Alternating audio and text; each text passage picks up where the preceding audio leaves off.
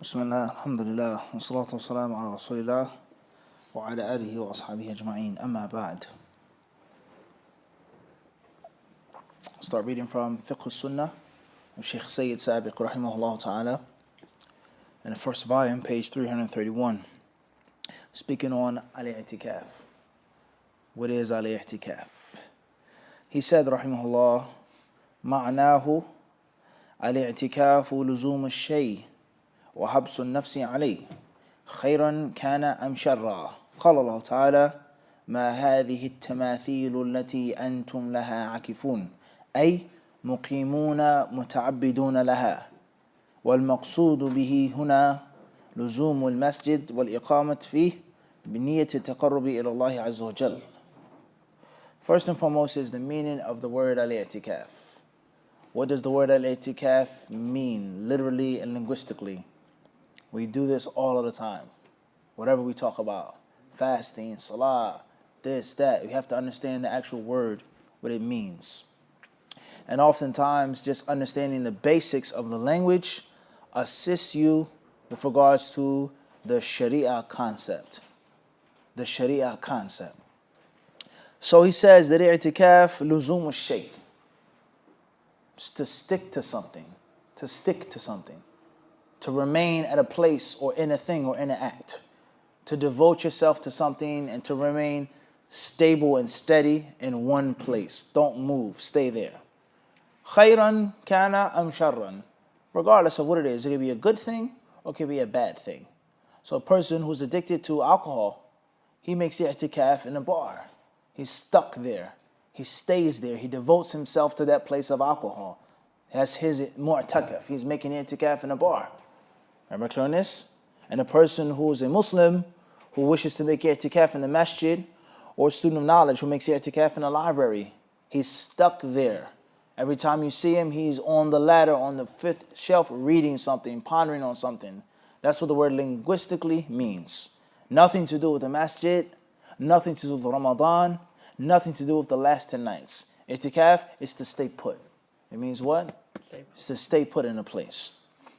He mentions an ayah here is the discussion of Ibrahim alayhi salatu wasalam and his people when he said to them, or he asked them, what are these tamathil, these idols and these figurines, these honorific images, antum laha akifun, that you're making i'tikaf with or to, that you're devoted to. Idol worshiper is devoted to his idol, devoted to Buddha. He's sitting there praying with the rosary beads, not moving. He's stuck in front of that idol or that image. Or a Catholic. They're stuck in front of the idol of what is supposed to be Mary, the Virgin Mary. They're making i'tikaf in front of idols. He says, so this proves the linguistical meaning of it. Ibrahim alayhi salam, he was saying to them, ay muqimuna muta'abiduna laha. Staying in front of them, worshiping them, devoting yourself to them. So therefore, that's what it linguistically means. As far as how we use it in the Islamic Sharia sense, then it is to stick to the masjid, to stay in the masjid, to stay put in the masjid with the intention of getting closer to Allah subhanahu wa ta'ala. A very important restriction in the definition. Not just to stay in the masjid to socialize, or to be seen, or to be heard, but with the purpose of getting closer to Allah Azza wa Jal. Not going to the masjid to run away from this person, or to get away from that person, but to get closer to Allah subhanahu wa ta'ala. And that helps us with regards to what we do when we make i'tikaf. What do we do when we don't make i'tikaf with regards to getting closer to Allah? We don't kill ourselves, we don't punish ourselves. So you can sleep when you make i'tikaf, you can eat, you can drink, obviously when it's time to eat, drink and sleep, etc. And do the other human things that you would normally do in a balanced ibadah. And a what? A balanced ibadah. You don't have to be reading Quran and praying all night, all day. Because it's for the purpose of getting closer to Allah, and we don't get close to Allah by punishing ourselves. We don't get closer to Allah by torturing ourselves and neglecting our basic human needs and necessities. Everybody clear on this or not? Let alone of keeping a consistent balance. Oftentimes when a person pushes and goes so hard, you find they fall off and they'll drop off.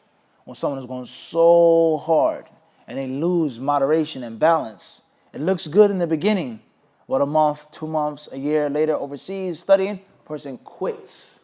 It's like a match. You light a match. You know the temperature of the match? The sulfur is very, very, very hot instantly. but very quickly the match goes out. So there always has to be a balance. And in that balance, there are times of spark. Like we mentioned, لِكُلِّ عَمْلٍ شِرَّةٍ وَلِكُلِّ شِرَّةٍ فَتْرَةٍ. We explained that hadith in detail. Is that there's slow jump. Slow jump. You keep a balance, then you have spark. You have a spark. Everybody understand this? But if you try to keep one pace like that throughout the whole entire thing, you're bound to quit. You're bound to what? You're bound to quit. Everybody understand this? The fastest land animal is the cheetah. But the cheetah cannot outrun the gazelle in a long distance race. It will lose its breath. And if it's fortunate enough to catch its game and its prey, then they say it has to wait 30 minutes to an hour just to catch its breath, the cheetah. And while it's huffing and puffing, there are other animals, whether they're hyenas or vultures or other big cats, that try to steal its prey from it. And we all know that the cheetah is a relatively scrawny cat. It isn't muscular. It isn't muscle bound. It isn't a strong cat. So a bigger cat comes, it can just what? Push it out the way and take the food that it worked so hard for. Because it's so fast and so rapid, it's not meant to make a long sprint. It creeps, ambushes, and then when the time is right, with a short period of distance, the animal has no chance of outstripping the cheetah. But in a long run, it can't go that fast. It loses breath. Everybody understand the parable that we're trying to get to? We have the tortoise and the hare. This is important. Wisdom in life. And especially when it comes to ilm and when it comes to ibadah. Going so fast all of the time, eventually you'll run out of steam. And in most cases, when you run out of steam, you quit. So the brother was saying, ilm, ibadah. Then come back next year. He doesn't pray. He shaved his beard. He has a tattoo. He has a girlfriend. He's drinking. He's smoking, so on and so forth. Say, what happened? Oh, well, I'm going through something. Make dua for me. How many brothers have we seen like this? How many faces as we speak are not around? Here in this masjid. Sheikh, since last summer. Quite a few. So there's always balance and moderation. And it doesn't mean that you don't strive and you don't go hard in the proper time. So that's what's meant here by itikaf, is to get closer to Allah and not to punish yourself. So you have to keep a moderate balance. He then says, مشروعيته وقد أجمع العلماء على أنه مشروع فقد كان النبي صلى الله عليه وسلم يعتكف في كل رمضان 10 أيام فلما كان العام الذي قبض فيه اعتكف 20 يوما رواه البخاري وابو داود وابن ماجه وقد اعتكف أصحابه وأزواجه معه وبعده وهو وإن كان قربة إلا أنه لم يرد في فضله حديث صحيح. قال أبو داود قلت لأحمد رحمه الله تعرف في فضل الاعتكاف شيئا؟ قال لا إلا شيئا ضعيفا. As far as the ruling on making itikaf, and is it from the deen, it is a good thing to do, a mandatory thing to do, etc. He says that the scholars of Islam, they agree unanimously, consensus, all madhabs, is that itikaf is a good thing to do. There's no difference of opinion with regards to it being from the deen. It's legitimate. It's legitimate. He mentions, so that's the first proof that he mentions, which is the strongest dalil. We study usul al-fiqh, the strongest evidence is ijma'. Ijma' is a stronger proof than an actual hadith. It's a stronger proof than a verse in the Quran. And that's because a Quranic verse could be abrogated. Very good answer. Or it could be interpreted in a different way or understood in a different way. Hadith could be authentic, could be weak. Hadith could have a meaning somewhat, but ijma' is what? Leaves no discrepancies, consensus. All of the people of knowledge held this view. It leaves no what? No room for any type of argument. Everybody understand this? Ijma' is the strongest proof. Everybody clear on this? It's the what? It's the strongest evidence. It's not the first evidence, but it's the what? The strongest. I may quote a hadith to you, may say, I disagree in the understanding of the hadith. You don't understand it properly. Or I think that the hadith is weak. Even though Sheikh Fulan said it's sahih, I've researched it and I don't consider it to be sahih. But if there's ijma' that is established, then it's the strongest dalil. So that's why he mentions it first. Then he says, the Prophet ﷺ, he used to make i'tikaf in Ramadan, 10 days. But the year in which he passed away, ﷺ, he made i'tikaf for 20 days. 20 days, and not just 10. And this hadith can be found in Sahih of Imam al-Bukhari, Sunnah of Imam Abu Dawud, and the Sunnah of Ibn Majah. Listen carefully to point 3, Talib. He says, And the Prophet ﷺ's companions made i'tikaf with him and his wives as well. And they also did afterwards. He's mentioned this to show you that i'tikaf was not specific to him. It wasn't special to the Prophet.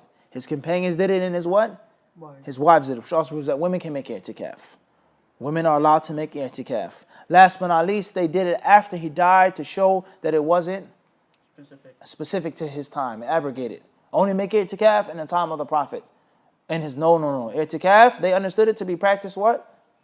Afterwards. And there are certain rulings that were specific to the time of the Prophet ﷺ. Certain things that were only done in the time of the Prophet and with the Prophet. And they weren't to be done what? Afterwards, such as his wives making hajj. They weren't to make hajj after him, ﷺ. They weren't to remarry after him. And there are other rulings as well. There are other what? Other rulings that are only specific to the time of the Prophet ﷺ. The next point he says, even though this is an act of ibadah that we do to get closer to Allah, he says there is no authentic hadith that supports i'tikaf. There's no authentic hadith that supports it.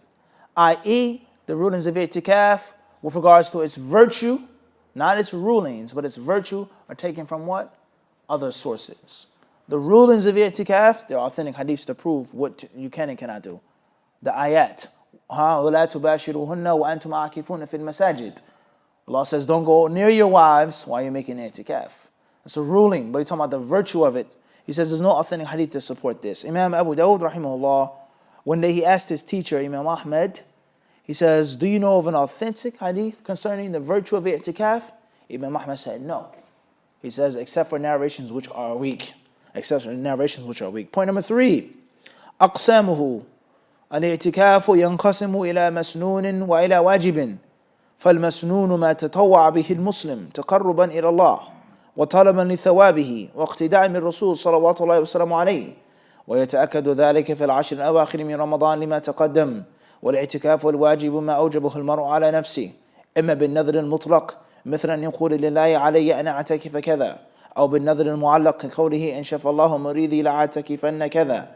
وفي صحيح البخاري أن النبي صلى الله عليه وسلم قال من نذر أن يطيع الله فليطيع.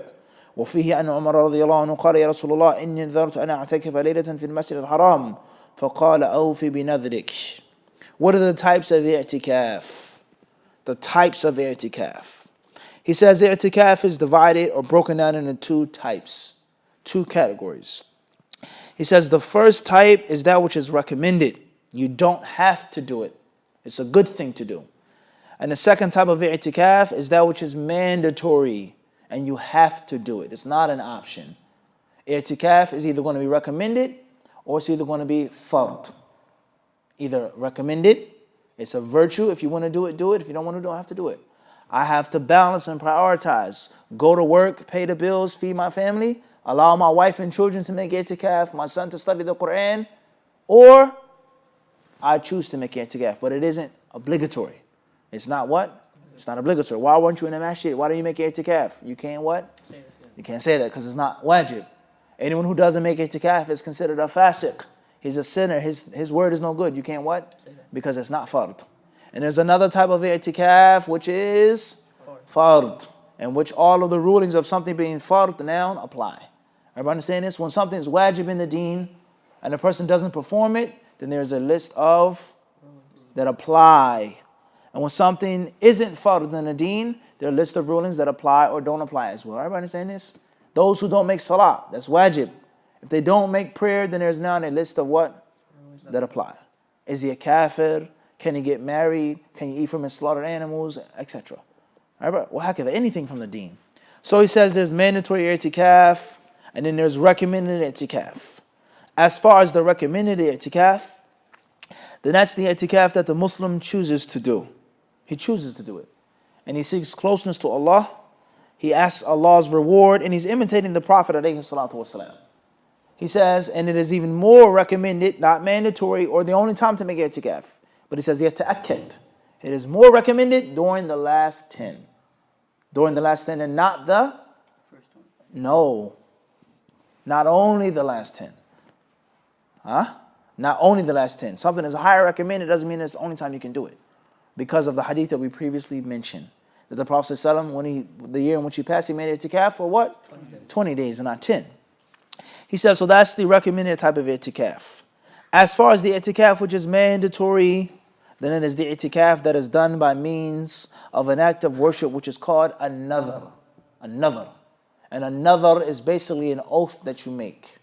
A promise that you make to Allah. A promise that you make to Allah subhanahu wa ta'ala. And obviously we know, or we should know as Muslims, is that there are two types of promises that you make to Allah. Two types of nadhrs. The first is called a nadhrul mutlaq, in which you promise to do an act of worship for Allah without anything in return. You say to yourself, I will make hajj for the sake of Allah. I made hajj already. I did it 2-3 times. I'm going to make hajj for Allah's sake. You put something on yourself. I will slaughter this goat for Allah's sake, without nothing that you ask Allah in return. And it's called a nadhrul mutlaq. And this is the good type of nadhr. And this is the nadhr which is, with the ulama, it says the khair, the good type, the positive nadhr. And the second one is that which is called a nadhrul mu'allaq, in which you ask Allah for something in return. By saying, if Allah cures my sick grandmother, I will make hajj for his sake. If Allah allows me to pass this exam, I will sacrifice a camel. If Allah allows me to get married this year, I will give $1,000 in sadaqah. Everybody clear on this? This is called a nadhrul mu'allaq. Is when a person asks Allah for something in return. And it's the type of nadhr which is generally looked down upon. It's permissible, but it's generally what? Looked down upon. Whether it's the first type or the second type, the moment that you make this oath with Allah, itikaf now becomes what? Wajib. So a person says, I promise to Allah that I will make itikaf. Or one says, if Allah cures my sick husband, a woman says, I will make what? Itikaf for 5 nights. Those 5 nights are now what? Fard. She has to go. She must go to the masjid and make what? Itikaf. It's no longer an option. But the brother who just comes to the masjid and says, I want to make itikaf, it's a what? It's an option. Everybody understand this? We got this or not? Everybody got this? So there's mandatory itikaf and then there's what? Recommended itikaf. Tayyib. Another proof here, he says here, the Prophet ﷺ, he said, whoever makes a vow to obey Allah, then he should obey Allah. Also, Umar radiallahu anhu, he told the Messenger of Allah ﷺ, that one day I made a promise to Allah to make itikaf in al-Masjid al-Haram. The Prophet ﷺ, he said, Awfi bi nadrik. He said, fulfill your vow. Fulfill your vow. Meaning, go and stay in the masjid for one night. Point number 4, he says, زمانه الاعتكاف الواجب يؤدى حسب ما نذره وسماه الناذر فالنذر الاعتكاف يوما أو أكثر وجب الوفاء بما نذره والاعتكاف المستحب ليس له وقت محدد فيتحقق بالمكث في المسجد مع نية الاعتكاف طال الوقت أم قصر ويثاب ما بقى في المسجد أو ما بقي في المسجد. He says here, the time of itikaf, how much time is to be spent when making itikaf. He says the first type of itikaf, the mandatory type of itikaf, is based off of what you say to Allah. I promise to stay for a day, then you have to stay for a day. I promise to stay for 10 days, then you have to stay for 10 days. He says as far as the recommended type of itikaf, then that is no restriction on it. You can stay in the masjid for as long as you want. He says, طال الوقت أم قصره, a long period of time or a short period of time. So you can make it itikaf for an hour, for 3 hours, for 5 hours, for 2 days. Say, I don't want to stay all 10 nights, or I can't stay all 10 nights. Depending on what you wish to do. As long as it's what? Recommended. Not the mandatory type of an itikaf. And he shall receive the reward as long as he remains in the masjid. فإذا خرج منه ثم عاد إليه جدد النية أن قصد الاعتكاف. So if a person leaves the masjid, then he wants to come back to the masjid, he جدد النية, he refreshes his intention. If that was his intention to make itikaf in the first place. فأن يعلى بن أمية قال إني لأمكث في المسجد ساعة ما أمكث إلا الاعتكاف أو إلا لأعتكف. وقال عطاء هو اعتكاف ما مكث فيه وان جلس في المسجد احتساب الخير فهو معتكف ولا فلا. He says that Ya'la ibn Umayyah, he said, he's quoting the Sahaba and the Tabi'in, the Salaf right now. He says, and indeed I sit in the masjid for 1 hour and I only stay there with the intention of i'tikaf. I go to the masjid sa'atan, a piece of time. Whether it's the exact 60 minutes that we have today or a little more, a little less back in the day. He says, and that's the only intention that I have. Ata said, a person making i'tikaf as long as he has the intention to make i'tikaf. No matter how long or short he sits in the masjid. No matter how long or no matter how short he sits in the masjid. As long as he intends good, he's making i'tikaf. And if he doesn't intend it, then he isn't making i'tikaf no matter how long he. إِنَّمَا الْأَعْمَالُ بِالنِّيَّاتِ. The hadith. These are only based off of intentions. Moving forward, he says, وَلِلْمُعْتَكِفِ أَنْ يَقْطَعَ اعْتِكَافَهُ الْمُسْتَحَبَّ مَتَى شَاءَ قَبْلَ قَضَاءِ الْمُدَّةِ الَّتِي نَوَاهَا. He says, as far as the recommended i'tikaf, then you're allowed to break it whenever you want to, even though it's less than your intended amount of time. You made the intention of staying for 10 nights. After the 7th night, you say, I want to go home, or I'm tired, or I have an emergency, or I want to do something else. Then it's permissible to do what? To stop it. Even though your original intention was 10 nights, or your original intention was 24 hours, but you only stayed for 23. All right, by clearness, whenever you wish to do. That isn't pertaining to the mandatory i'tikaf. That's only pertaining to the what? The recommended type of i'tikaf. فعن عائشة أن النبي صلى الله عليه وسلم كان إذا أراد أن يعتكف صلى الفجر ثم دخل معتكفه وأنه أراد مرة أن يعتكف في العشر الأواخر من رمضان فأمر ببنائه فضرب. قالت عائشة فلما رأيت ذلك أمرت ببنائه فضرب وأمر غيري من أزواج النبي صلى الله عليه وسلم ببنائه فضرب. فلما صلى الفجر نظر إلى الأبنية فقال ما هذه البر تردنا؟ قالت فأمر ببنائه فقوض وأمر أزواجه بأبنية فقوضت ثم أخر الاعتكاف إلى العشر الأول يعني من شوال. فأمر رسول الله صلى الله عليه وسلم نساءه بتقويض أبنيتهن وترك الاعتكاف بعد نيته منهن دليل على قطعه بعد الشروع فيه.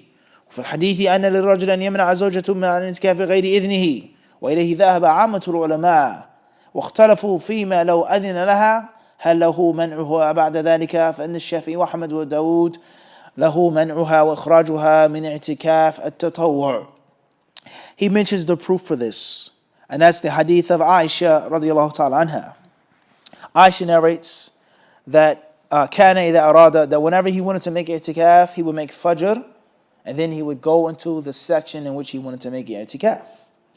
One time he had the intention of making i'tikaf in the last 10 nights. So he ordered for a tent to be placed, for a tent to be made in the masjid for him.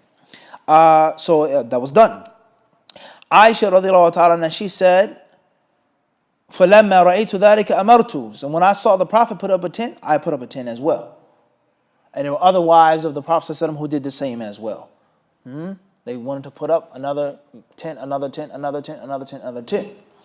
The author, he then says, quoting the hadith, so therefore the Messenger of Allah ﷺ, he offered Salat al-Fajr, and he saw the abundance of tents. He says, Al-birra turidna. He says, you wanna do something good? You have a good intention in doing this? قالت فأمر ببنائه فقوضه. So then he told them to take them down, to take his tent down. And the wives of the Prophet, they did the same thing as well. And then he delayed his i'tikaf to the first 10 days of Shawwal. He didn't perform i'tikaf that year in Ramadan. Instead, he did it during the first 10 days of what? Of Shawwal.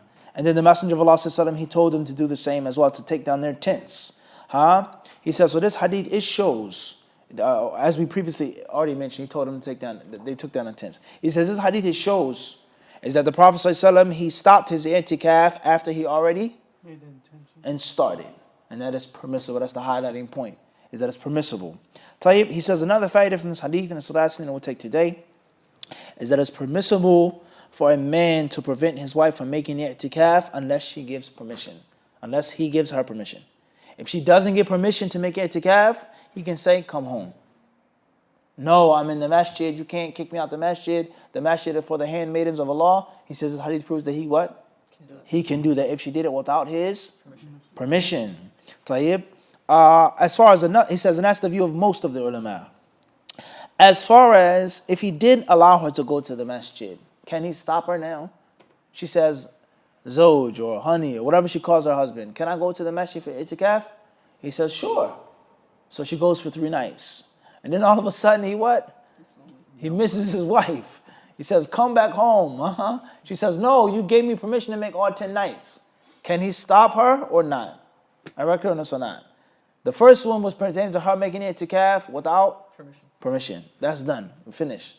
Now we're talking about he gave her permission. Can he stop her after she started it or not? He says that Imam Shafi'i rahimahullah and Imam Ahmad and Imam Dawood al-Zahiri rahimahumullah ta'ala, they say that he has the permission to do that, to take her from her place of i'tikaf, even though he previously gave her permission. Obviously, it's not the details of this issue. That's a side fa'idah. That's a side fa'idah. Allah subhanahu wa ta'ala knows best. Walhamdulillahi rabbil alameen. Bismillah ar-Rahman ar-Rahim. Alhamdulillah. Wa salatu wa salam ala Rasulillah. Wa ala alihi wa ashabihi ajma'een. Amma ba'd. The 5th section, the author rahimahullah says, shurutuhu, the conditions of al-i'tikaf. In order for al-i'tikaf to be valid, in order for it to be sahih, in order for it to be a step closer to being accepted by Allah subhanahu wa ta'ala, a step closer for it to be valid. What are the conditions that must be fulfilled with regards to al-i'tikaf? The mu'allif rahimahullah, the author, he says, fil mu'takif an yakuna musliman mumayyizan طاهرا من الجنابة والحيض والنفاس فلا يصح من كافر ولا صبي غير مميز ولا جنب ولا حائض ولا نفساء. He says that the mu'takif first and foremost has to be Muslim.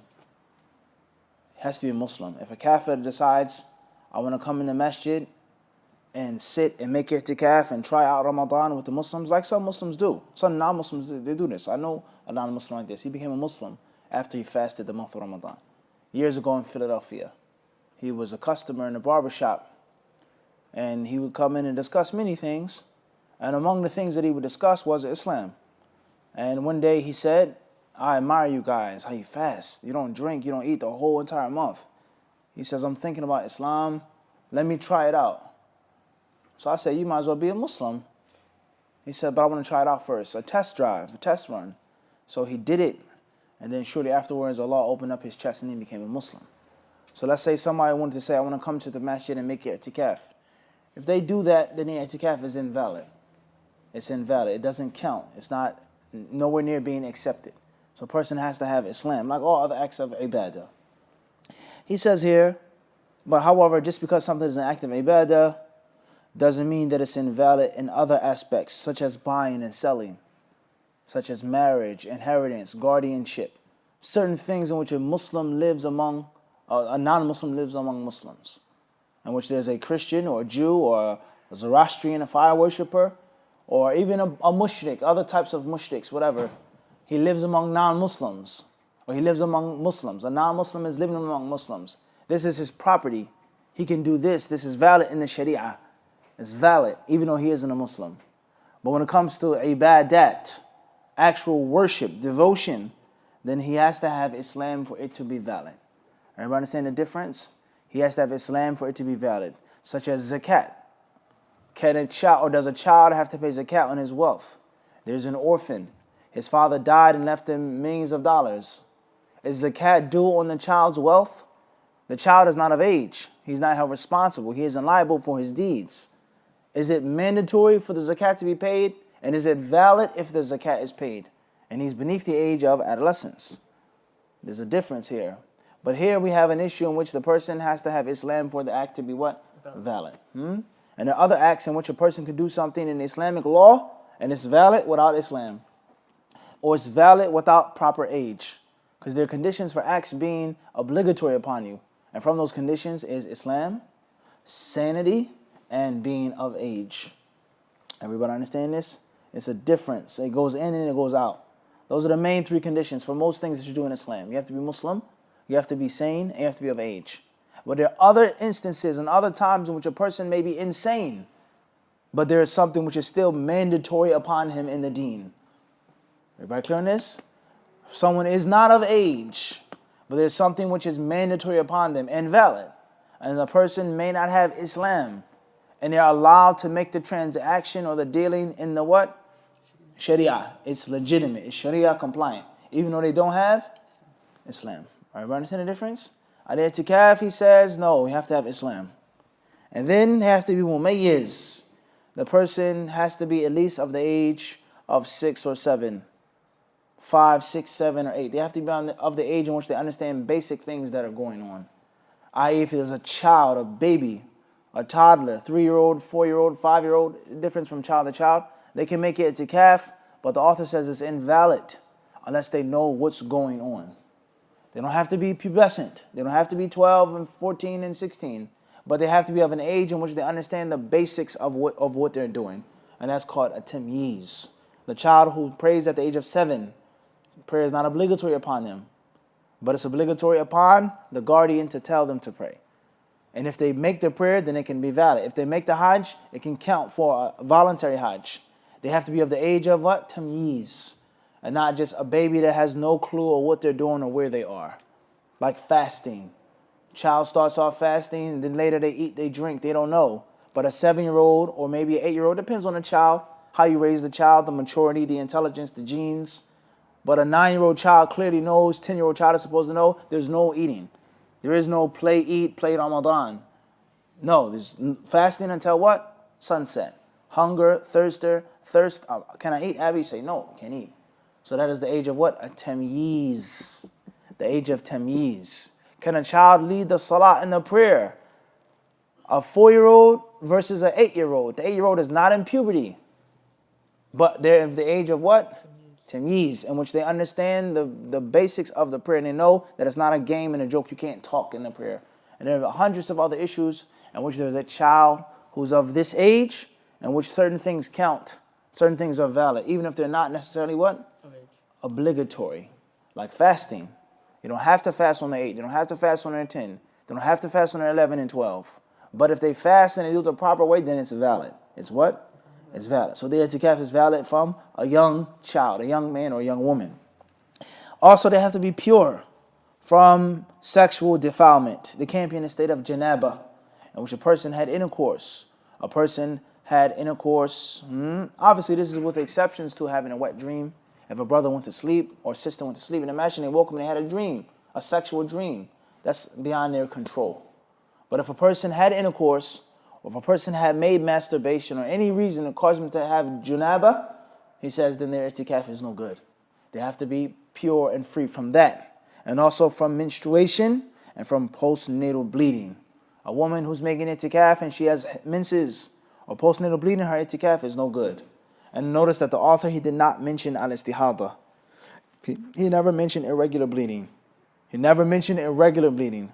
A woman can have irregular bleeding, and when she has irregular bleeding, she's considered to be pure, as if she has no blood at all. But the natural, regular, standard blood from the monthly cycle or from childbirth is something which invalidates the i'tikaf, according to the author. He says, so therefore, the reversal of this is itikaf is invalid if it's done by a kafir, a child who's not of the age of discernment, someone who's junub, someone who's menstruating, and someone who is nufasa, a woman who had birth and she's bleeding 10 days, 15 days, 20 days after her childbirth. So those are conditions for al-i'tikaf. He then says, أركانه حقيقة الاعتكاف المكث في المسجد بنية التقرب إلى الله تعالى فلو لم تقع المكث في المسجد أو لم تحدث نية الطاعة لا ينعقد الاعتكاف. أما وجوب النية فلقول الله تعالى وما أمروا إلا ليعبدوا الله مخلصين له الدين ولقول الرسول صلى الله عليه وسلم إنما الأعمال بالنيات وإنما لكل امرئ ما نوى. وأما أن المسجد لا بد منه فلقول الله تعالى ولا تباشروهن وأنتم عاكفون في المساجد. ووجه الاستدلال أنه لو صح الاعتكاف في غير المسجد لم يخص تحريم المباشرة بالاعتكاف في المسجد لأنها منافية للاعتكاف فعلم أن المعنى بيان الاعتكاف إنما يكون في المساجد. The pillars of i'tikaf, the things that must be done for the i'tikaf to be valid, but not before the i'tikaf, but actually during the i'tikaf. The conditions are things that come first, a prerequisite. You have to have these prerequisites to get this job, this paperwork, this age, this degree, before you get the job. before you get the scholarship. That's shurut. Things that have to be fulfilled beforehand. You can't get it while you're studying and while you're working. I got my GED, I got my diploma. La. Prerequisite comes before. And then once you have the prerequisite, then there is a job description. Things that you have to do, a place that you have to remain in, a time that you have to abide by in order for you to be working or studying there. And those are the things known in the Islamic science of fiqh as arkan, pillars of the salah. The body of the prayer, the skeleton of the prayer, things that you must do inside of the prayer. And if you forget to do them, then the prayer is what? Invalid. No good. If you forget to do them, it's invalid. But the difference between the pillar and the prerequisite is that the pillar is what? No. During, exactly. And the prerequisite is what? Before. Bring in the paper, the necessary paperwork comes what? Before you get the job. Once you get the job, you have to be here at 9 a.m. You have to clean this, you have to wash this, you have to do this. That's the rukin. And if you don't clean or you didn't, then you're not getting what? Paid. Everybody understand this? So there are pillars of al-i'tikaf.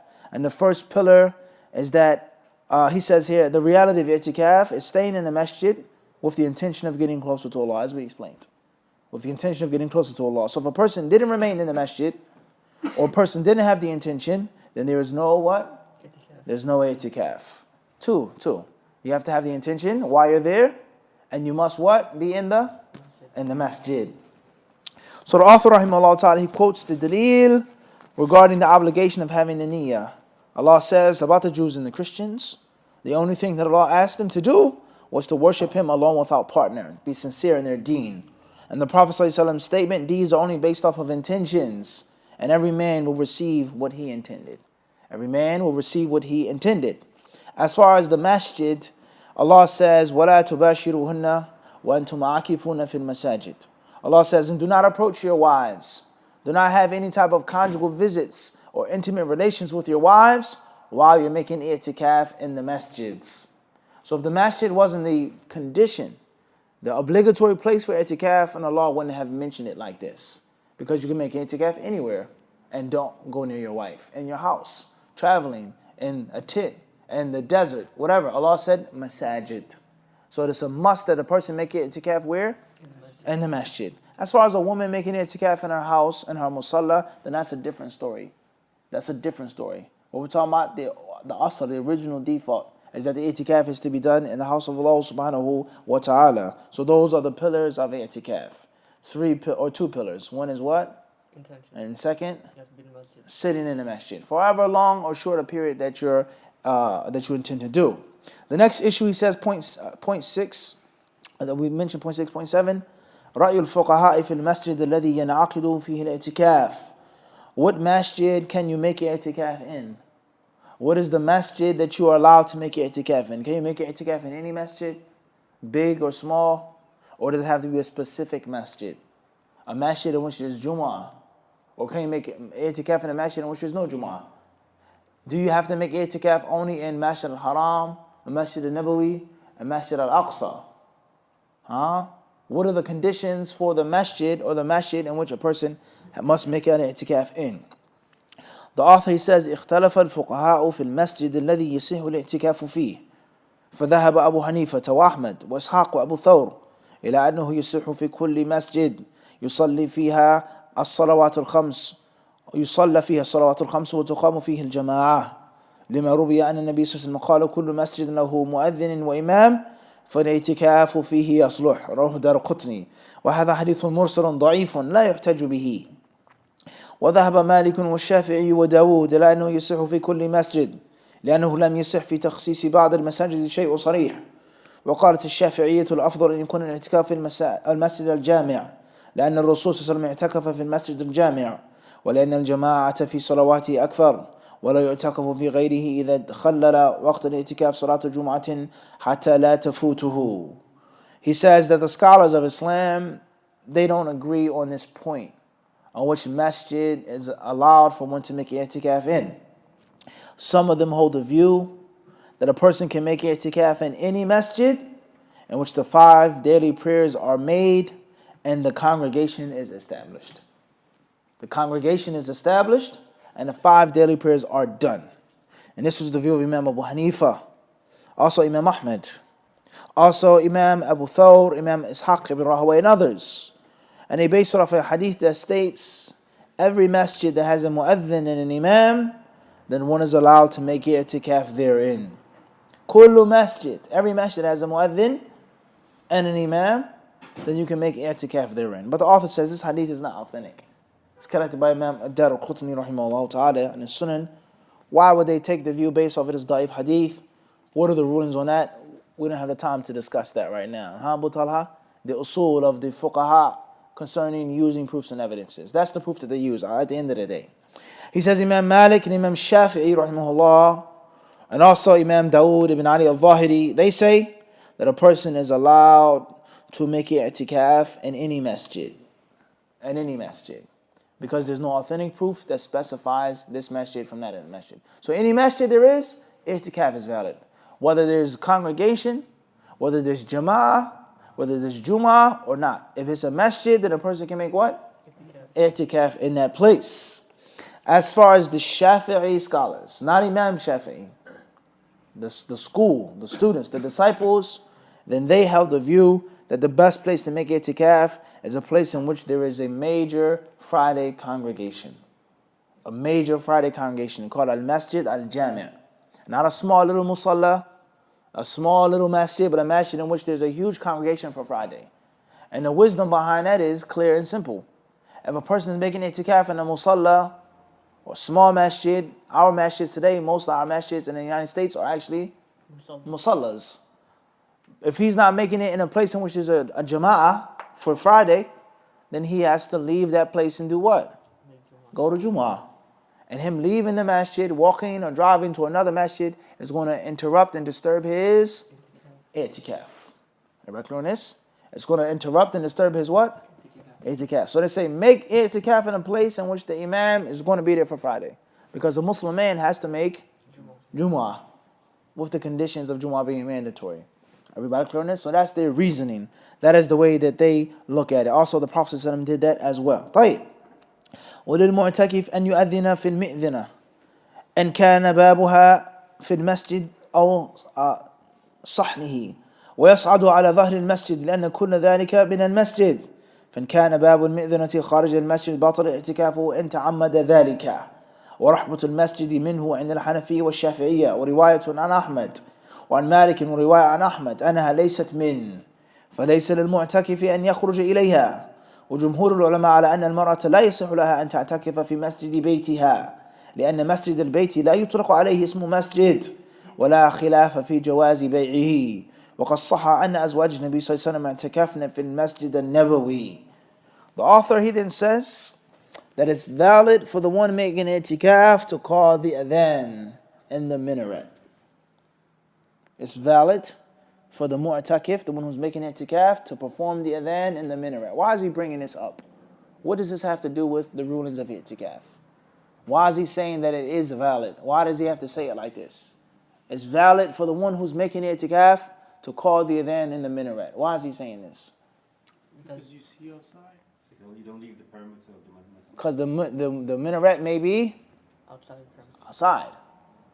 Is it connected? Is it one door? Is it in the courtyard, the plaza, the piazza, or whatever the case may be? Naam? Or not? Everybody clear on this? Obviously, if the masjid doesn't have a minaret, then there's no big deal. Or even here, if someone steps outside on a Van Wyck, can they do that? Because technically outside is what? It's outside. And you've left the what? Place of i'tikaf. Everybody understand this? So he goes on to explain what the ulama of Islam they say about this with regards to if the masjid has a courtyard, etc., like we just said. Also, he says most of the ulama, not all of them, Sheikh Mahdi, he says most of them, they hold the view that a woman is not allowed to make i'tikaf in the Masjidul Bayt, in the musalla or the prayer room or the prayer living room or the prayer basement or the prayer attic of her what? House. Of her home. Most of the ulama, they hold this view. And he says, and that's because in actuality that's not called a what? It's not called a masjid. It's not called a what? A masjid. And also the wives of the Prophet ﷺ, they made itikaf where? In the masjid. So how can the Prophet ﷺ, just hypothetically speaking, not tackling the issue right now, but hypothetically speaking, the best place for a woman to pray is in her home, and allow his wives to do what? And be in the masjid and come to the masjid. Just think about that now. Huh? Think about what? Think about that. Ponder on that. For the Prophet ﷺ, who protected his wives, had jealousy for his wives, didn't want free mixing, so on and so forth, people to see his wives, so on and so forth. All of the reasons that they say, no, stay home, don't go to the masjid. Did the Prophet ﷺ, was he lacking in those issues? This is a very interesting point to think about now. One issue that they mentioned, was he what? Lacking therein. Everybody clear on this or not? Tayyib. So the Prophet ﷺ, he had his wives make itikaf in the masjid. And the author says most of them say that a woman cannot do that in her home. Not all of them, as we explained. Some of them, they say she can do that. But most of them, they say what? It has to be in the actual what? Masjid. We're not here to discuss that. Is that permissible or not? Clear on that? Khair, inshallah. We'll stop here. Allah subhanahu wa ta'ala surely knows best. Sallallahu sallam wa barak ala abdihi wa rasulihi nabina. Wa barak ala abdihi wa rasulihi nabina. Wa barak.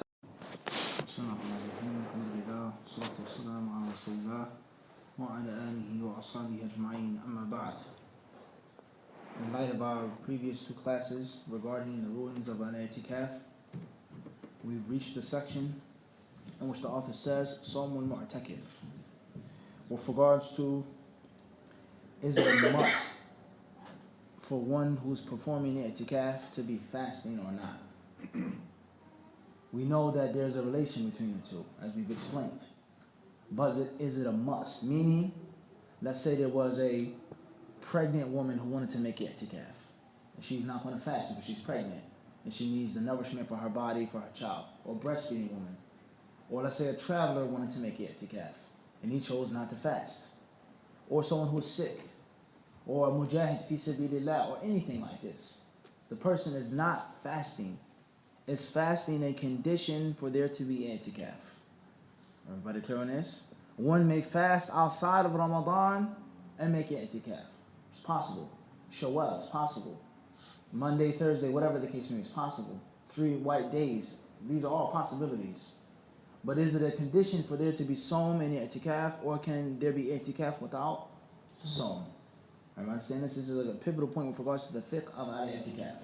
Do you have to be fasting to do? The author rahimahullah says, Al-mu'takifu in sama fahasin, wa lam yasum fala shay'a alayhi. He says it's a good thing to do. There's nothing wrong with it, fasting. Tayyib, hasan. And if he doesn't fast while making the itikaf, then there's no sin. And it doesn't mean that the itikaf is invalid. روى البخاري عن ابن عمر رضي الله عنهما أن عمر قال يا رسول الله إني نذرت في الجاهلية أن أعتكف ليلة في المسجد الحرام فقال أوف بنذرك ففي أمر رسول الله صلى الله عليه وسلم له بالوفاء بنذر دليل على أن الصوم ليس شرط في صحة الاعتكاف إذ إنه لا يصح الصيام في الليل. وروى سعيد بن منصور عن أبي سهل قال كان على امرأة من أهل اعتكاف فسألت عمر بن عبد العزيز قال ليس عليها صيام إلا أن تجعله على نفسها فقال الزهري لا اعتكاف إلا بصوم فقال له عمر عن النبي صلى الله عليه وسلم قال لا قال فعن أبي بكر قال لا قال فعن عمر قال لا قال وأظنه قال عن عثمان قال لا فخرجت من عنده فلقيت عطاء وطاووسا فسألتهما فقال طاووس كان فلان لا يرى عليها صياما إلا أن تجعله على نفسها وقال عطاء ليس عليه الصيام إلا أن تجعله على نفسها. قال الخطابي وقد اختلف الناس في هذا فقال الحسن البصري إن اعتكف من غير صيام أجزاء وإليه ذهب الشافعي. وروي عن علي وابن مسعود أنهما قال إن شاء صام وإن شاء أفطر. وقال الأوزاعي ومالك لا اعتكاف إلا بصوم وهو مذهب أهل الرأي. وروي ذلك عن ابن عمر وابن عباس وعائشة وقول سعيد بن المسيب وعروة بن الزبير والزهري. He says that there's a hadith in Sahih Bukhari to support the position that he just mentioned, that it's not a condition, that you can make it itikaf without fasting, whether it's mandatory fasting or recommended fasting. And that is the narration that we previously mentioned in Sahih Bukhari, narrated by Abdullah bin Umar radiallahu ta'ala anhuma, that one day Umar said, "O Messenger of Allah, before I was a Muslim, I made a vow, I made another, and that was to make i'tikaf one night in Al-Masjid Al-Haram." In Al-Masjid Al-Haram. So the Prophet ﷺ, he said, "Oh, Phoebe Nadrik," he says, "fulfill your vow. You're a Muslim now, keep the vow that you made. It's a good thing." So the author says, when the Prophet ﷺ told him to keep his vow, to fulfill his vow, he never said that you have to fast. Let alone the fact that making i'tikaf at nighttime, there is No fasting. no fasting at night. The asl. A woman can make wisal, continual fast, but that's not the default. So he says, so the highlighting proof in this hadith is that the Prophet ﷺ, he told him to take the nadhr, the vow, fulfill the vow, and he never made fasting a condition for i'tikaf. Is everybody with me so far? Everybody with me so far? Everybody clear? He said that it's not a condition to fast based off of that hadith. He mentions here another proof or a sub-proof, and that is a narration from some of the pious predecessors. Sa'id ibn Mansur, who was a hadith collector, like Imam al-Bukhari, obviously before. Sa'id ibn Mansur, he has a narration that he collects in his Sunnah. And it goes back to Abu Sahl. His name was Abu Sahl. He says, كَانَ عَلَى امْرَأَةٍ مِّنْ أَهْلِ اعْتِكَافٌ. He says that one of my women folk had to make i'tikaf for one reason or another. She made a vow on herself. She had to make i'tikaf. It was my wife, my daughter, my sister, my aunt, somebody from my ahl, my family. Okay?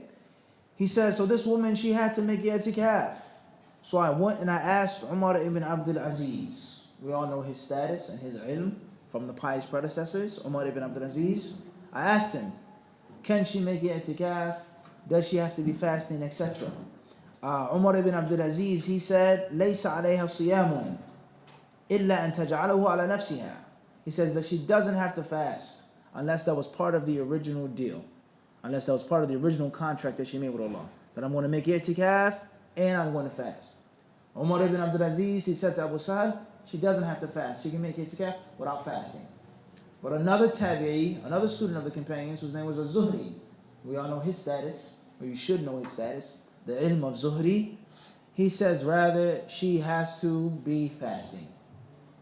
It's a must for her to make i'tikaf, she has to be fasting. So the man, he says, he asked Zuhri, he says, An Nabi Sallallahu Alaihi Wasallam, is this from the Prophet? You have a hadith supporting this view? He said, no. He said, from Abu Bakr? He said, no. He said, from Umar? He said, no.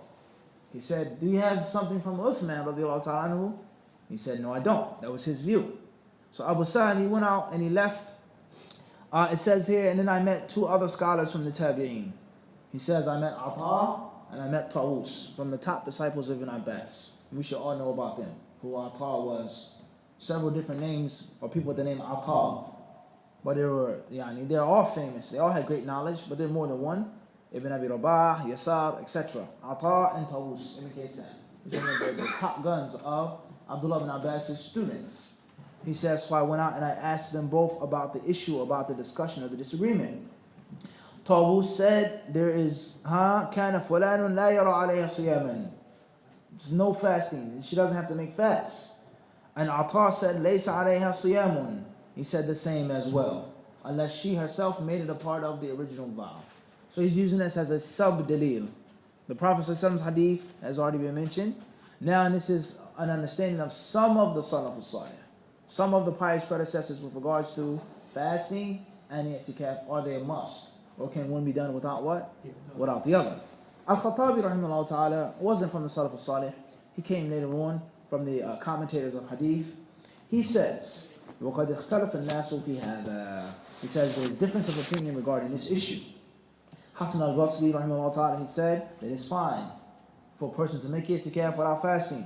And it was also the view of Imam al-Shafi'i. The view of Imam al-Shafi'i rahimahullah ta'ala. And this goes to show us, before we move forward, as we explained in many classes, is that the fiqh issues and their discussions and their debates existed years before the four Imams. Years before the four Imams. So he says, Ata, Tawus, Zuhri, Umar ibn Abdul Aziz, Hasan al-Basri, these people all came before what? Shafi'i, Abu Hanifa, Malik, Ahmed. Way before them. These are people who studied with Sahaba. They learned with what? The companions. So it makes no sense for a person to restrict the fiqh into 4 schools. And they say the only fiqh that's considered is in one of the 4 orthodox schools. And if it's not the view of Abu Hanifa, if it's not the view of Malik, Shafi'i, Ahmed, then there's no use. Or even deeper than that, if it's not the view of their students and pupils, they say it's of no use, it's unorthodox. That makes no what? That makes no sense. Because there was a great deal of fiqh and debate and argumentation, what? Before them. So how can you say after they've come, then it's now obsolete and useless? That makes no sense. Okay? Rather, that is, as we say, backwards. That's backwards. The asr is to start off with the earliest, then work your way up. Everybody understand this? It's to start off with the text, Kitab Sunnah, what the Sahaba said, what the Tabi'in said, وَإِلَيْهِ ذَهَبَ الشَّافِعِي or Malik or Ahmad. Everybody understand this? Even though oftentimes the views that Shafi'i or Ahmad or Malik or Abu Hanifa take are views of some of the Tabi'in and the Sahaba.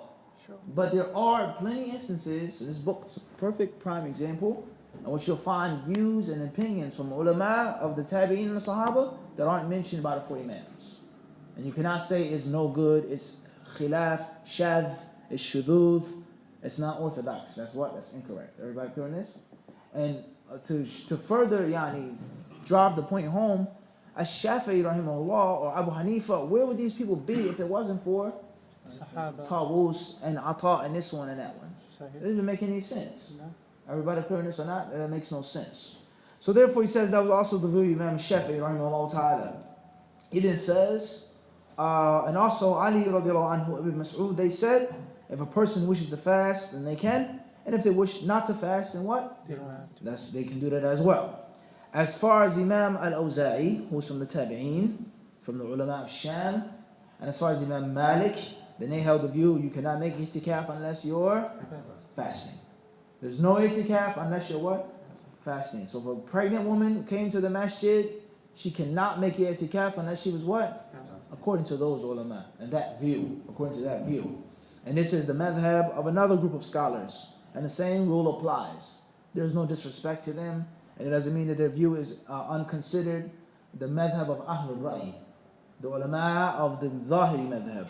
Not just Ibn Hazm. I mean, that's a mistake that people make. The Zahiri way of thinking did not start with Ibn Hazm, nor did it end with Ibn Hazm.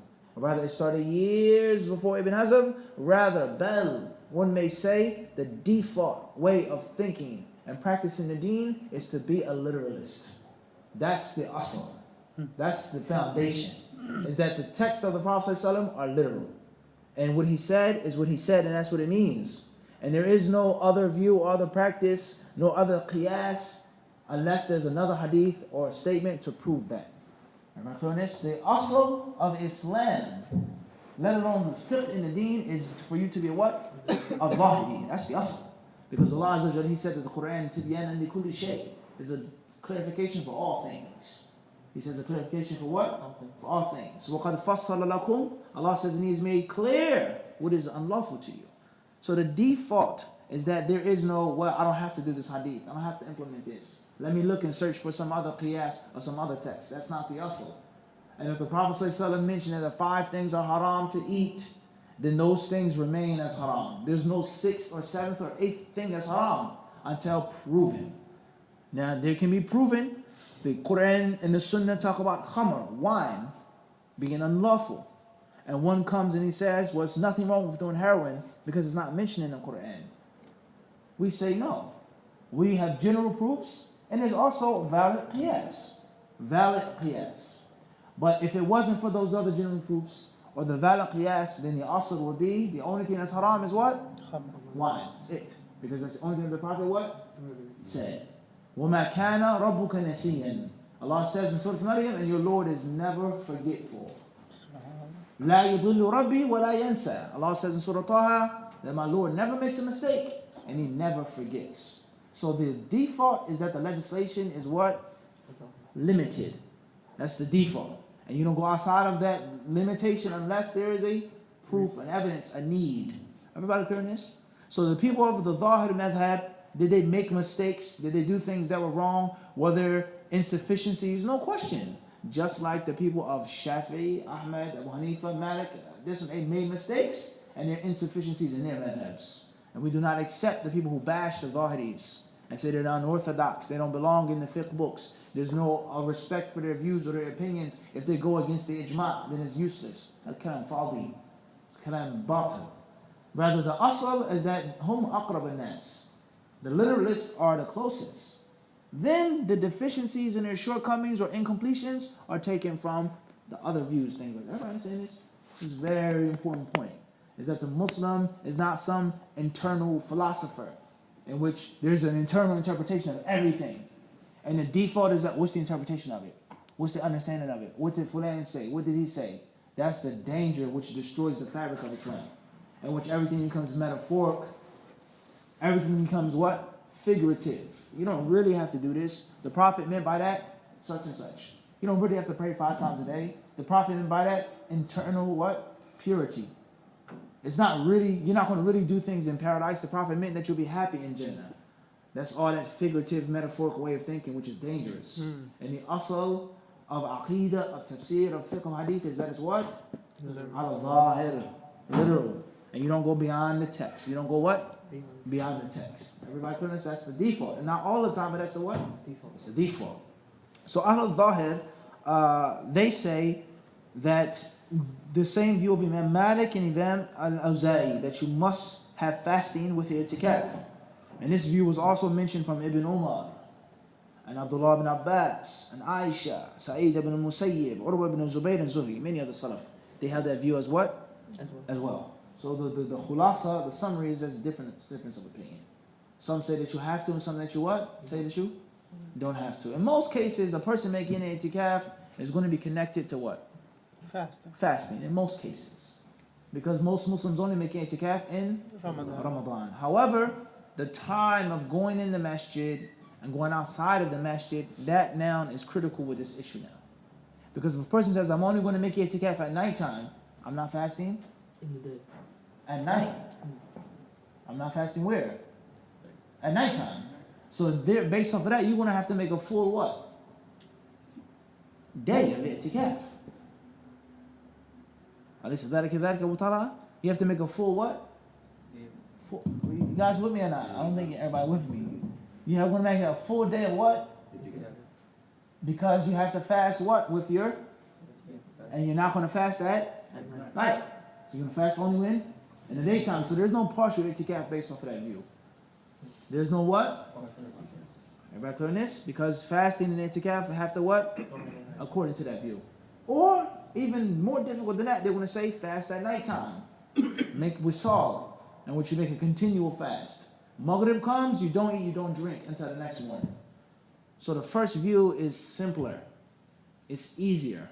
It's more convenient for someone who wishes to make a partial i'tikaf. Everybody clear this or not?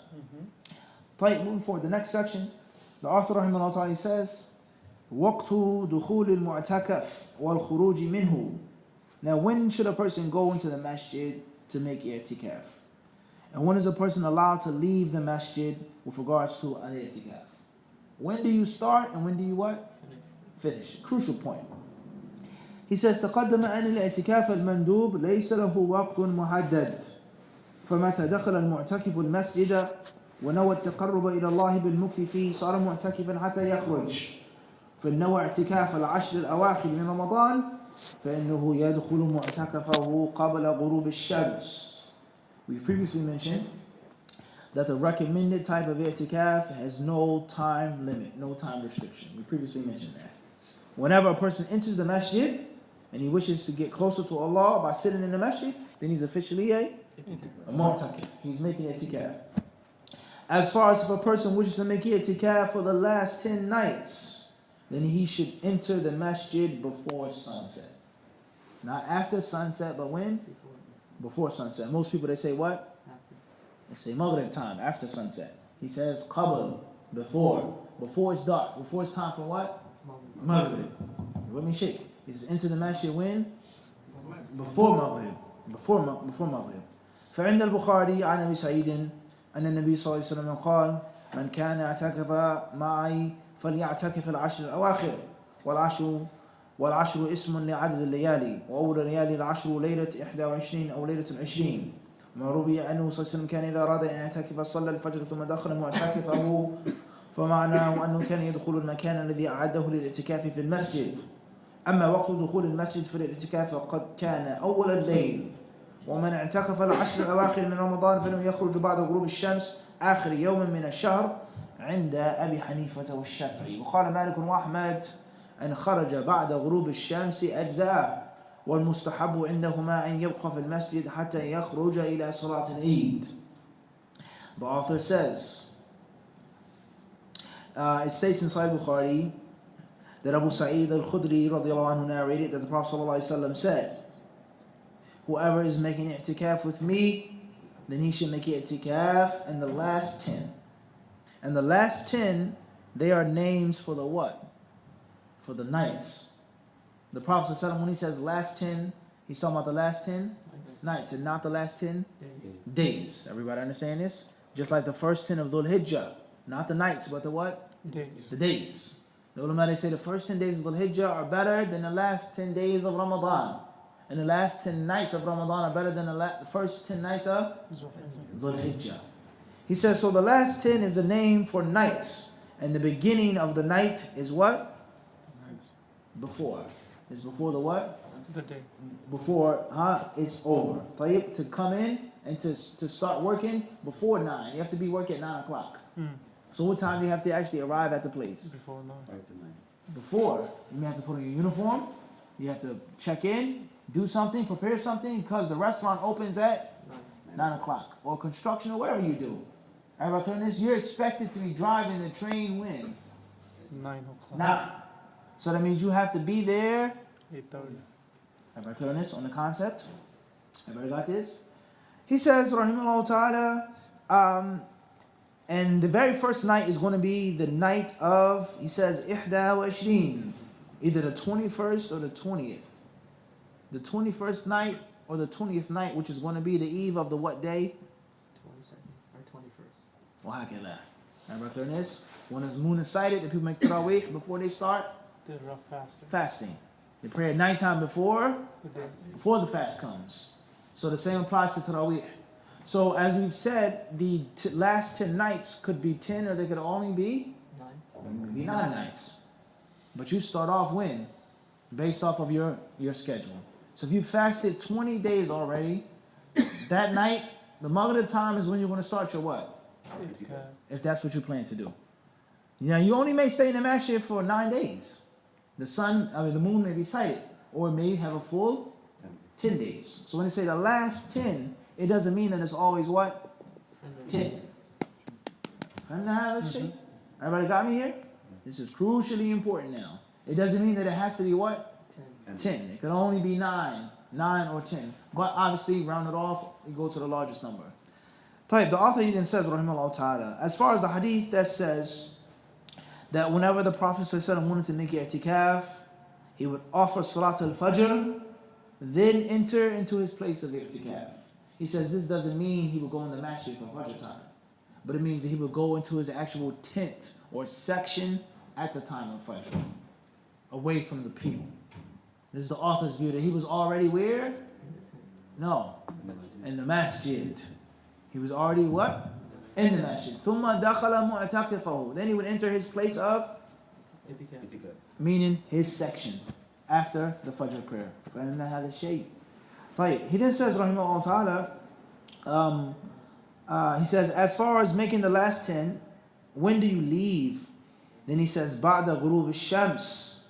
He says, after sunset on the last day of Ramadan. After the sun has set on the what? The last day of Ramadan. Either the 30th day of Ramadan or the moon has been sighted for Shawwal. After Maghrib time, then you can leave. He says that's according to Imam Abu Hanifa and according to Imam Shafi'i. Rahimahullah. As far as Imam Malik and Ahmad, they say, in kharaja ba'da ghurub ash-shams ajza al-tayyib. Khayran mashi. Some of them even say that you should stay in the masjid until it's time to go out for the Eid. Until it's time to go out for the what? Now obviously, how can you do that?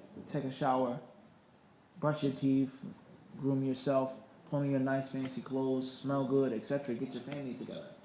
Am I clear on this or not? So that's something which should be considered what? As well. That should be something which should be considered as well. خيرا إن شاء الله تعالى. وروى الأثرم بإسناده عن أبي أيوب عن أبي قلابة عنه كان يبيت في المسجد ليلة الفطر ثم يغدو كما هو إلى العيد وكان يعني في اعتكافه لا يلقى له حصير ولا مصلى يجلس عليه كان يجلس كأنه بعض القوم قال فأتيته في يوم الفطر فإذا في حجره جويرية مزينة ما ظننتها إلا بعض بناته فإذا هي أمة له فاعتقها وغدا كما هو إلى العيد.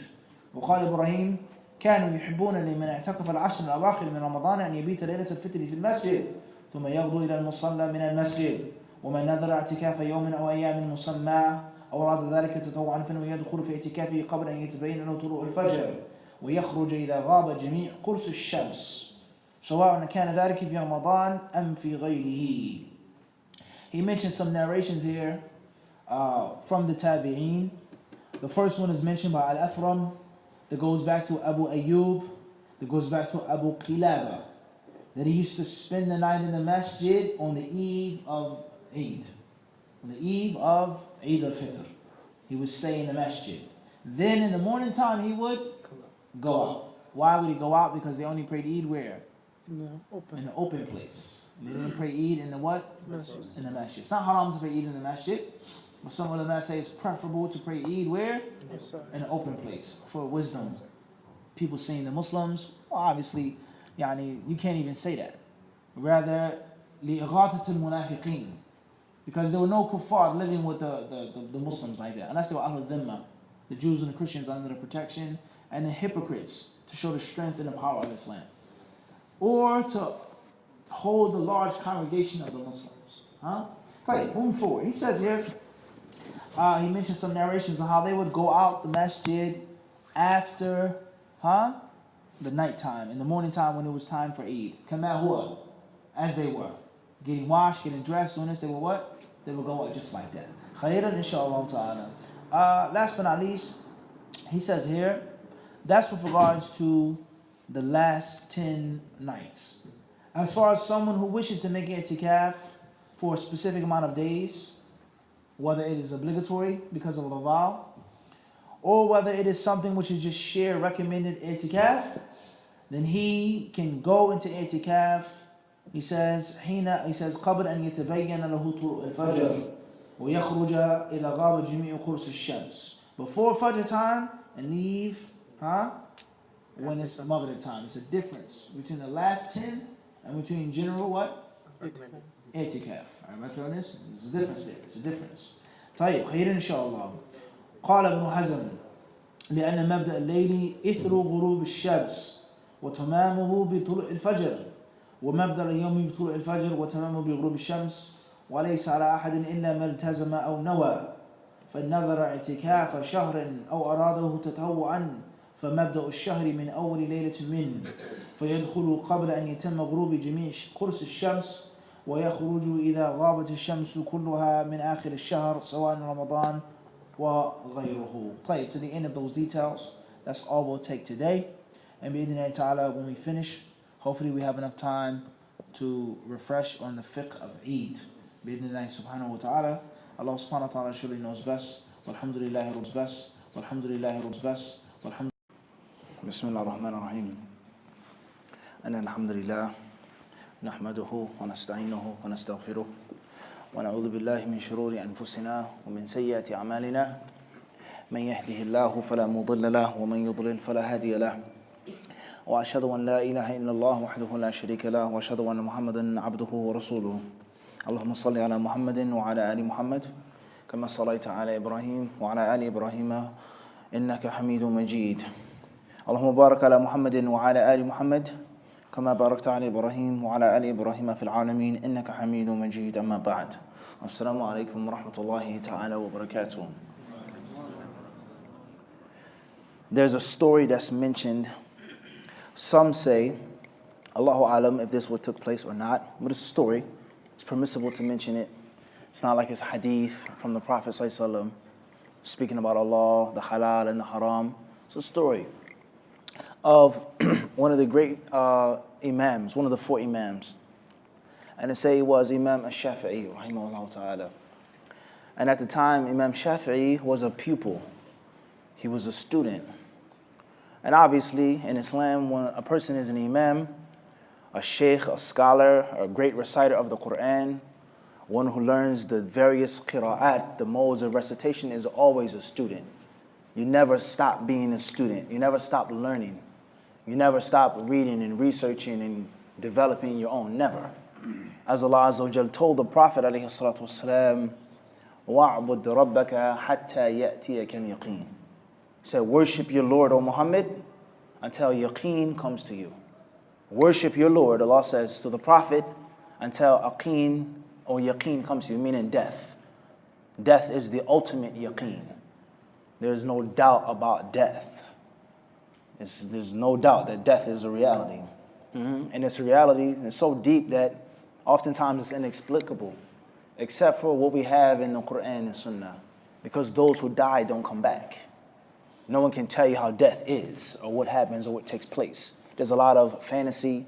There's a lot of making things, a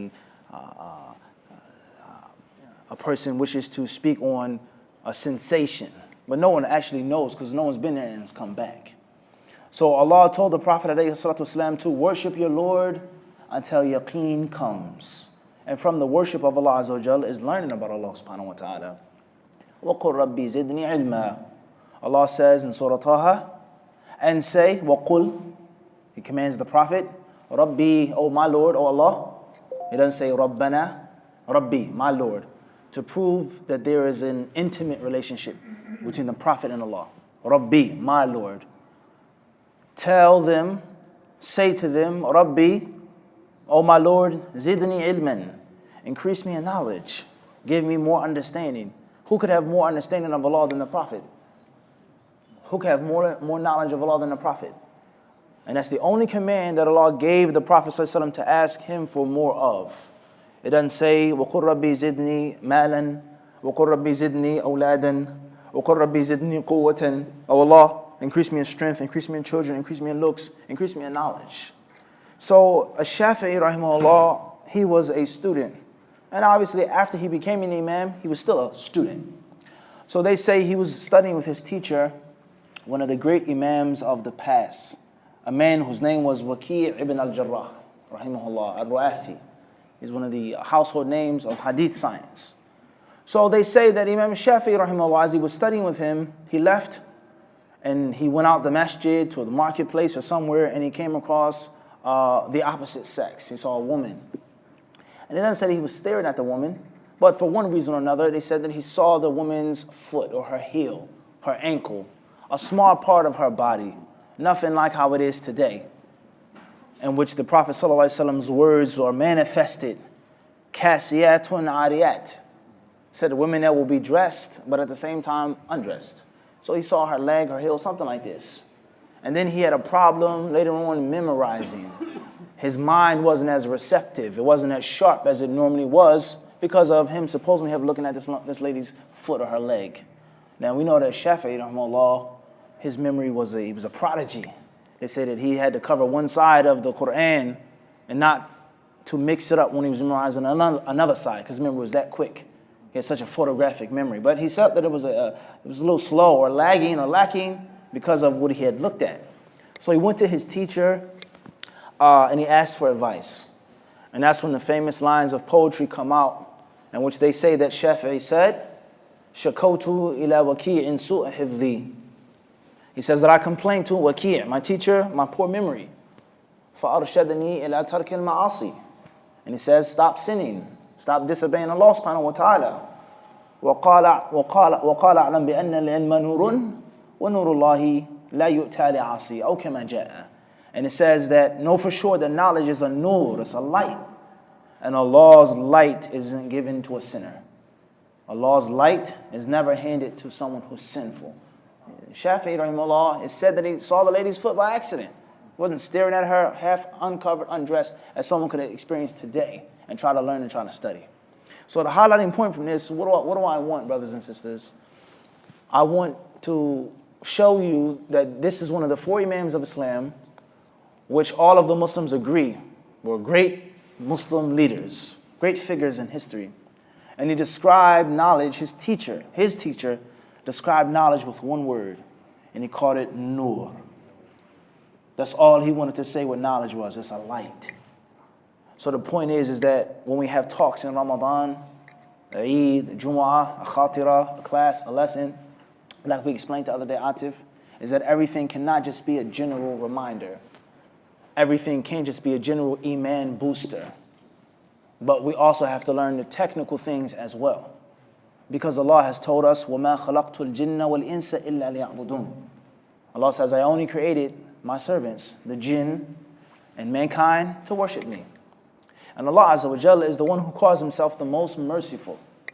So it's impossible for Allah to be the most merciful, to create us, to tell us why he created us, and not explain to us in detail how to achieve the purpose of our creation.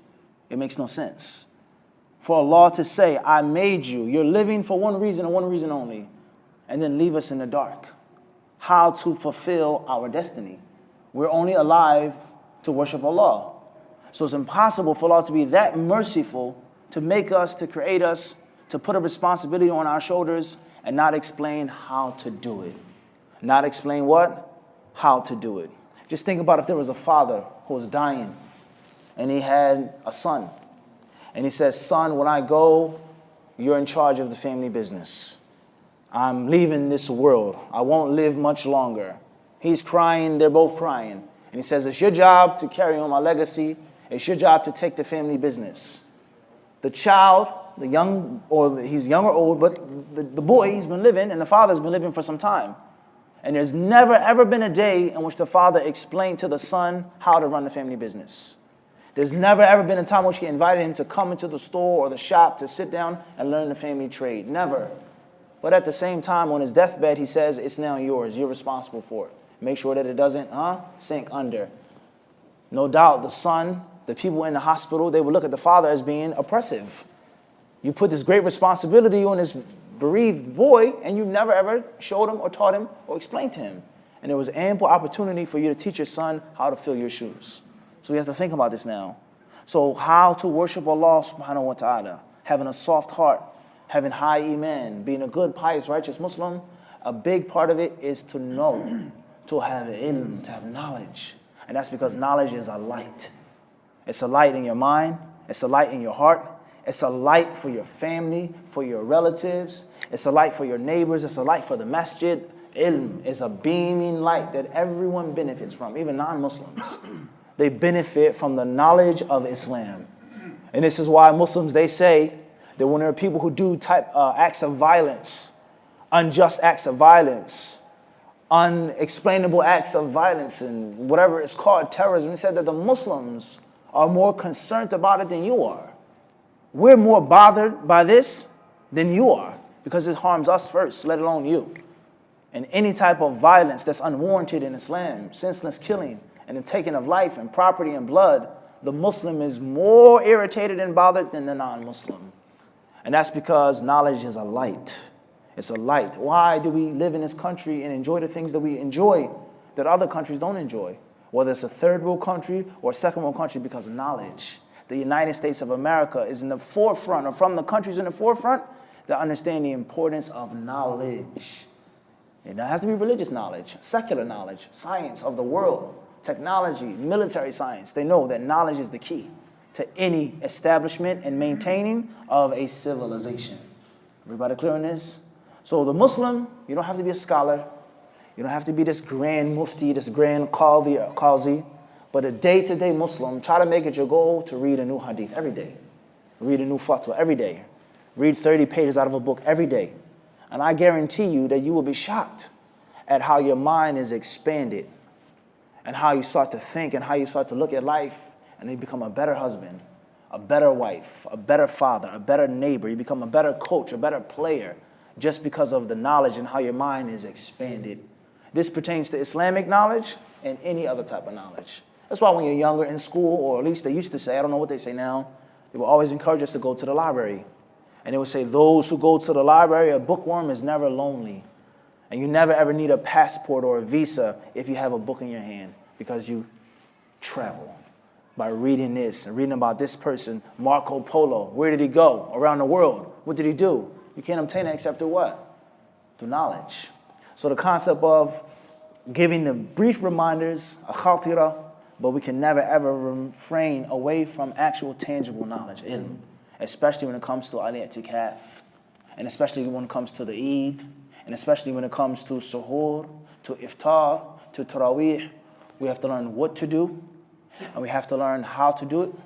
We have to learn that which is obligatory and that which is recommended, that which is haram and that which is disliked. And we have to know why according to our levels. Everyone is not a top scholar, but a basic understanding every Muslim must have. And then from among you and from among us, there has to be 1 or 2 or 3 or 4 or 5 people that take it to the next level. That take it to the what? To the next level. And the same applies to secular knowledge. Every citizen should know their basic rights. Every citizen should know the basic constitution of the country, the basic do's and don'ts. But of course, there's going to be a lawyer.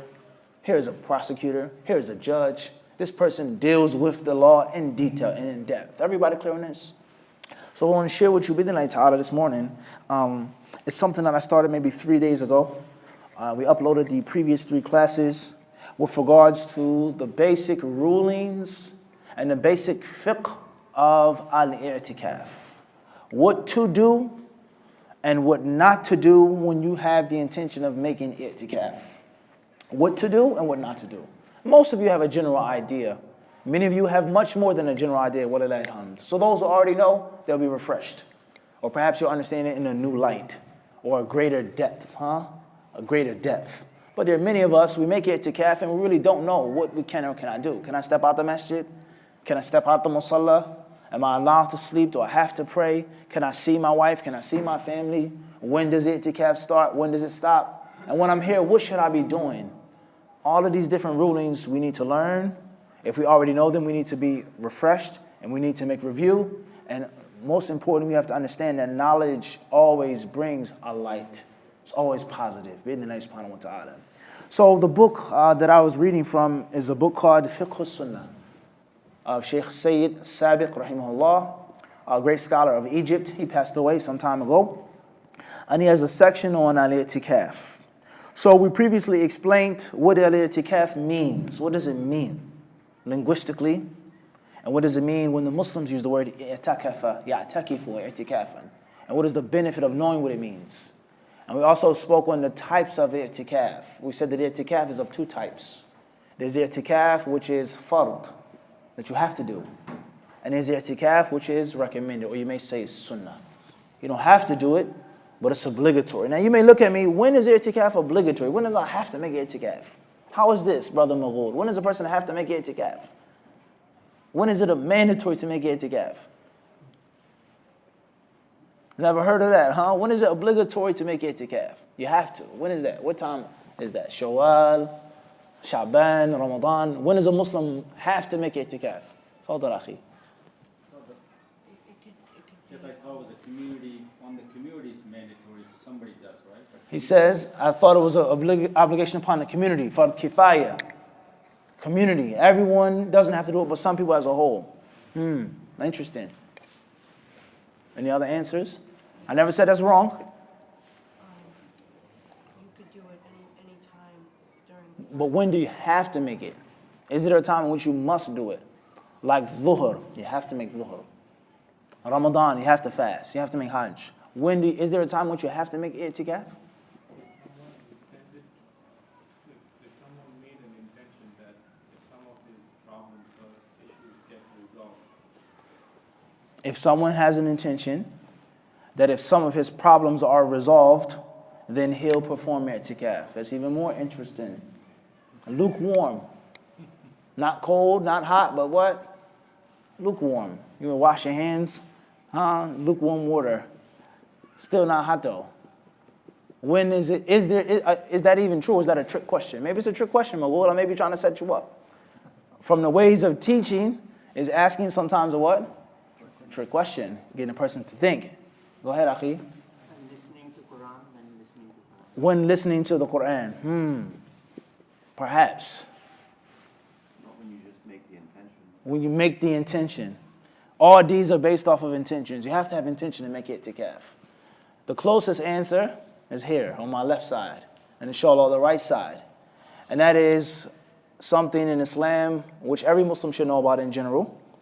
And that's called a nadhr. Yufuna bin nadhr. Allah says that the slaves of Allah, they make vows and they fulfill those vows. A nadhr. And a nadhr is basically something that isn't obligatory. It's a recommended act. It's a sunnah act. But for one reason or another, the servant, the Muslim brother, the Muslim sister, they make a pact, an agreement with Allah. Not just an intention. They make an agreement that they will do something and they make something mandatory upon themselves. But not necessarily in the light in which you mentioned. It doesn't have to be like that. Rather, the nadhr is of two types. Everyone stay with me, two types. There's a nadhrul mutlaq and there's a nadhrul muqayyad. One type of oath or vow is that you don't ask Allah for anything in return. You never ask Allah to resolve some of your problems. You say in your dua, oh Allah, I promise I'll make Hajj for your sake this year. Even though I made Hajj 3, 4, 5 times. You volunteer to make worship for Allah. It's not obligatory. Hajj is only mandatory once in a lifetime. But you make a promise to Allah to volunteer that you're going to make another Hajj. Because you love Allah. And you want to express your gratitude to Allah. You want to express your servitude to Allah. So now, when it's Hajj time, Hajj is coming, it's now what for you to make Hajj?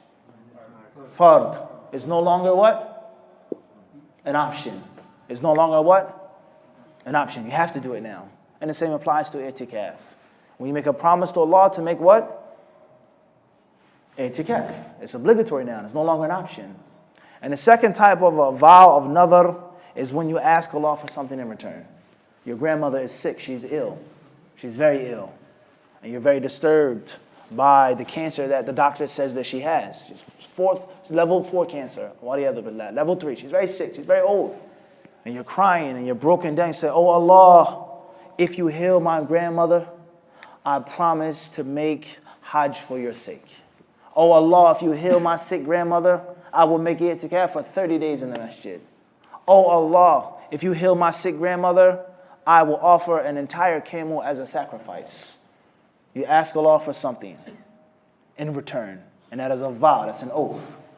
So Allah Azza wa Jal, you're asking for something, you now have to do what? You have to do it. And then the itikaf becomes what? Fard. It's no longer an option. And if that isn't the case, then itikaf is what? Recommended.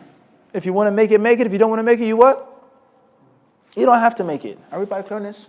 Salat, you can make a vow with salat, with hajj, anything. Giving sadaqah, everybody understand this?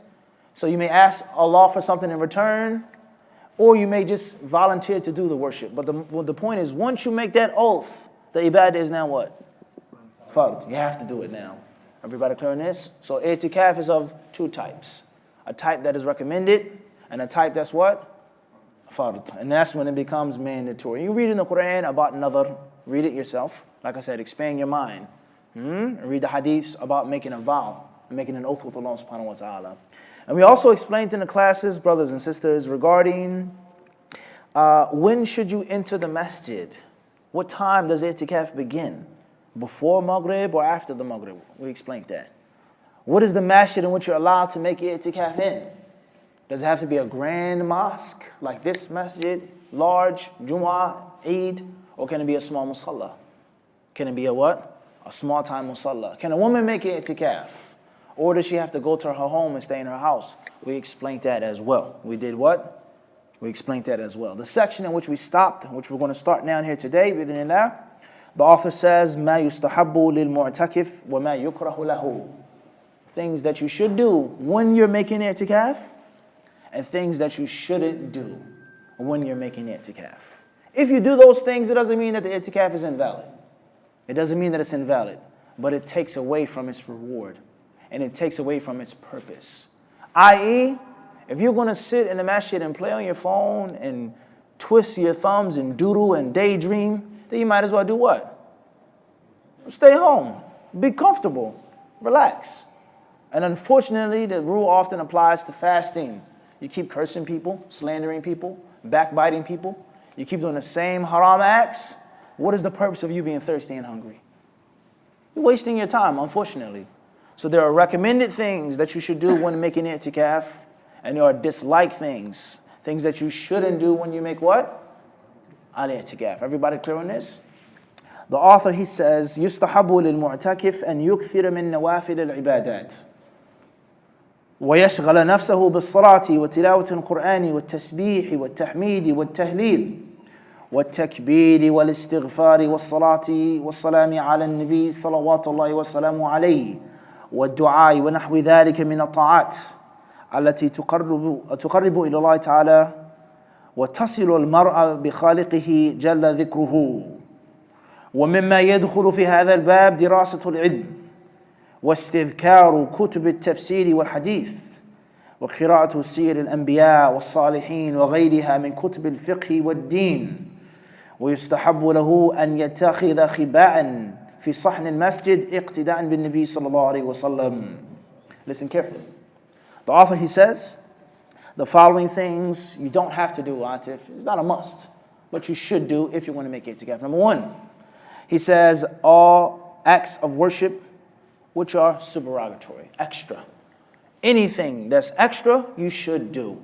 And you shouldn't just come and make itikaf and just sit in the masjid, or lay in the masjid, or stand in the masjid. But you should stay busy. When you come to make itikaf, you should be a busybody. It is time to work, it's time to act, and not just to chill in the masjid. He says, such as prayer, reciting the Quran, saying Subhanallah, Alhamdulillah, La ilaha illallah, Allahu Akbar, Astaghfirullah, Allahumma salli ala Muhammad, sending prayers upon the Prophet sallallahu alaihi wasallam, making dua, asking Allah for whatever you want to ask Allah for, this life or the hereafter. You ask Allah for success in college. Ask Allah to allow you to get married this year. I don't want another year to go by and I'm single. You ask Allah for good health. You ask Allah to give you physical strength. Whatever you want. Ask Allah to protect your children, to keep them safe. Anything from this dunya or the hereafter. It doesn't just have to be a religious-based dua. He says, and anything that gets a person closer to Allah subhanahu wa ta'ala. And from that which is included in these acts of worship is the study of knowledge. Reading the books of tafsir, reading the books of hadith, reading the stories of the prophets and the righteous people, and studying the books of fiqh, seeking technical knowledge as well. So if you see a brother in a halaqah or a class right now, says, brother, don't do that class, you're making itikaf. Make dhikr, read the Quran. You say, no, this is dhikr. This gets us closer to Allah by Allah's permission, seeking knowledge of the deen. So these are some of the acts which are recommended. And he also says it's recommended for a person to have a khiba, a small tent. A small tent, and that which is called sahnul masjid, the courtyard of the masjid. And obviously every masjid doesn't have a courtyard. And every mosque isn't necessarily a jami'. Some mosques are rehabilitated homes or storefronts, so they may be small. But if you have the ability to have your own personal space in the masjid, then that's a good thing, he says. And the purpose of this is clear, for you to have some type of privacy and discretion. And it may be an act of worship that you want to do away from the people's eyes. You may want to do something in which the other people can't see you doing. Or you may just want a time in which you just want to be alone by yourself making itikaf. Everybody clear on this? It's not haram to sit in the open, but he says from time to time you may want to have something that's what? Give you some type of discretion for whatever you want to do. You want to take a nap, you want to relax, you want to read something away from the people, that's fine as well.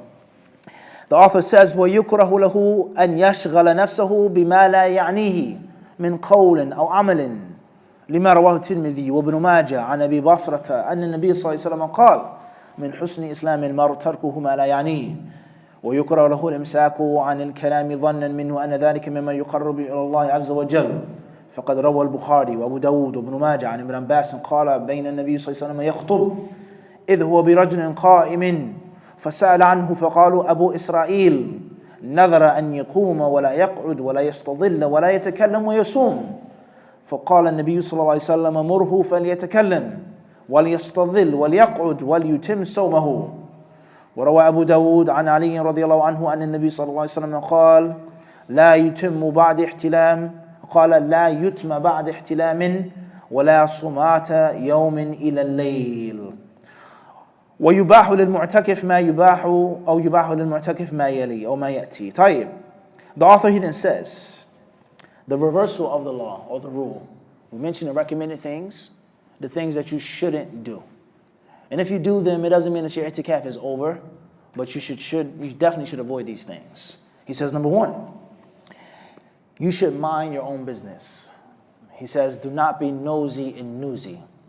Do not busy yourself talking about things that are of no benefit to you. The other day, I was in New York City.